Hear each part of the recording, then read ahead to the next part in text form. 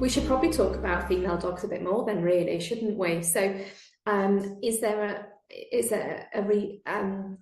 any evidence that neutering female dogs affects their behaviour? There's a little bit of evidence, and it's not really very robust because, as I was saying earlier, there's so many reasons why a dog might begin to show anxiety, and we can kind of, when we look at scientific evidence, we have to take it into account all of the different variables. But there is some evidence that neutering bitches too early can induce anxiety. But of course, that might be because of lots of other reasons. But I think if we give that general advice that let's spay a little bit later, then it kind of takes into account this evidence that's out there that suggests that early spaying can affect behaviour. And there is a little bit of evidence to say that spaying might make a dog more anxious, but we think that's because this dog probably had got the capacity to be anxious anyway.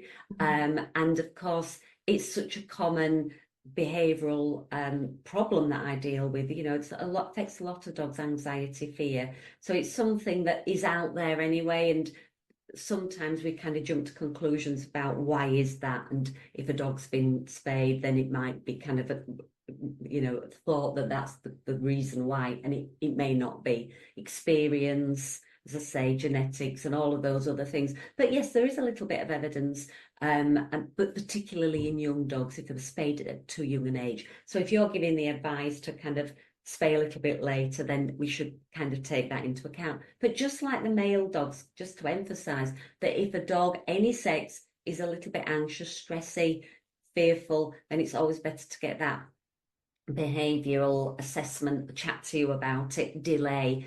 And the other thing to mention is, and I know how behaviourally aware Aldgate are as a practice, but the actual act of coming in to be neutered, to be spayed, is actually quite fear-inducing. It's a stressful environment. Most dogs don't like coming to the vets.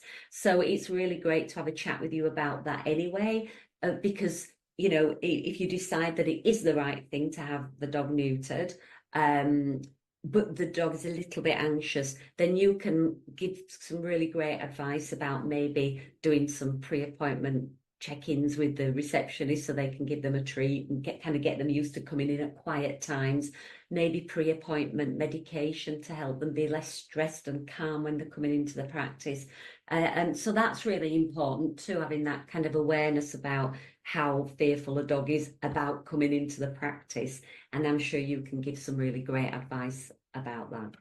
Absolutely, and if we know that people are concerned about their dogs beforehand, we can absolutely do things to reduce the anxiety and the stress levels of everyone, because it's an anxious time for the owners as well.